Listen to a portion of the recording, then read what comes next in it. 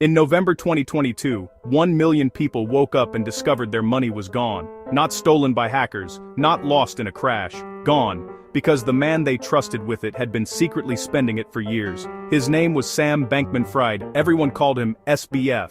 He was 30 years old, worth an estimated $26 billion, and considered by many to be the future of finance. 18 months later, a judge sentenced him to 25 years in federal prison. This is how it happened.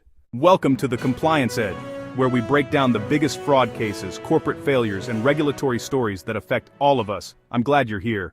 To understand the collapse, you need to understand who Sam Bankman-Fried was, or who he appeared to be. He grew up in a family of Stanford law professors. He studied physics at MIT. He worked briefly at a trading firm in New York called Jane Street Capital, where he learned how financial markets actually work.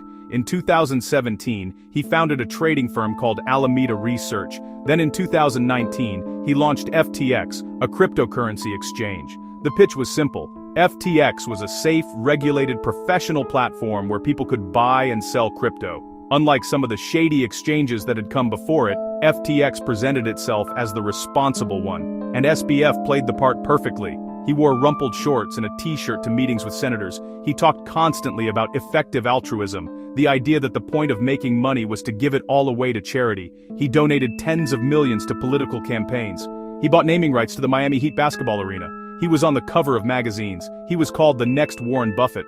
Behind the scenes, the reality was very different. Here is what was actually happening. FTX and Alameda Research were presented to the world as two separate businesses. FTX was the exchange, it held customer funds. Alameda was the trading arm, it made bets in the market. In practice, the wall between them didn't exist. SBF was secretly using customer money deposited on FTX to fund Alameda's trading operations. When Alameda made bad bets, and by 2022 it was making a lot of bad bets as the crypto market crashed, he simply took more from FTX customers to cover the losses. At its peak, Alameda had borrowed over $10 billion in customer funds from FTX. None of those customers knew. None of them consented. They thought their money was sitting safely in their accounts, available to withdraw at any time. It wasn't. The person who helped run this system was Caroline Ellison, the CEO of Alameda Research, and SBF's on-and-off girlfriend. She would later testify against him and describe in detail how he had directed her to falsify financial documents, hide the true state of Alameda's balance sheet, and keep regulators and investors in the dark. She told the court that SBF knew exactly what he was doing. In November 2022, a financial news website called CoinDesk published a leaked balance sheet. It showed that Alameda Research's assets were almost entirely made up of FTT, a token that FTX itself had created. In other words, the trading firm supposedly backing the exchange was backed by nothing but the exchange's own made-up currency. The news spread instantly. Changpeng Zhao announced he was selling all of Binance's FTT holdings. That triggered a wave of panic. Customers rushed to withdraw their funds from FTX. Within days, FTX received $6 billion in withdrawal requests. It could not fulfill them. The money wasn't there. On November 11, 2022, FTX filed for bankruptcy. Sam Bankman-Fried resigned as CEO. Over 1 million customers, individuals, small investors, people who had trusted the platform, were left unable to access their accounts. The total losses exceeded $8 billion. He gave interviews. He acted confused. He said he hadn't meant for any of this to happen. On December 12, 2022, he was arrested. The trial of Sam Bankman-Fried began in October 2023 in a federal court in New York. Prosecutors laid out 7 charges: wire fraud, commodities fraud, securities fraud, money laundering, and conspiracy.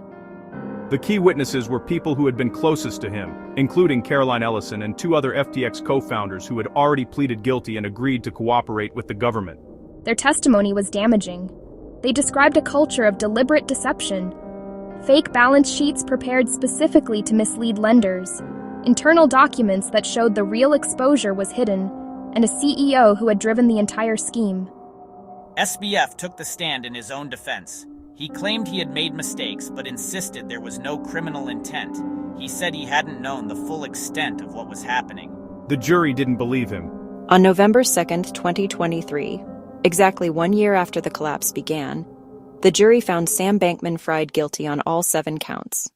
On March 28, 2024, SBF stood before Judge Lewis Kaplan in a Manhattan courtroom. Prosecutors asked for 40 to 50 years. His defense argued for 5. The judge sentenced him to 25 years in federal prison and ordered him to forfeit $11 billion. The sentence reflected the risk that SBF posed, that there was a real chance he would do something like this again if given the opportunity, and that needed to be taken seriously. For the victims, over 1 million of them, the sentencing offered some closure, but the damage was already done. Many had lost their savings, some had lost everything. The FTX bankruptcy proceedings are still ongoing. Some creditors are expected to receive partial repayment, but the process will take years. The FTX story is not really about crypto, it's about something much older. A person in a position of trust who decided the rules didn't apply to them, and the systemic failures that allowed it to go on for years before anyone noticed.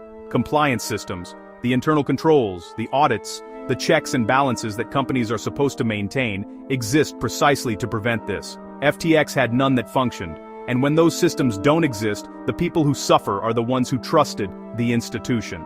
If you found this video useful, subscribe to The Compliance Edge. Every week we cover the stories behind the biggest financial and regulatory failures, so you can understand what happened and why it matters.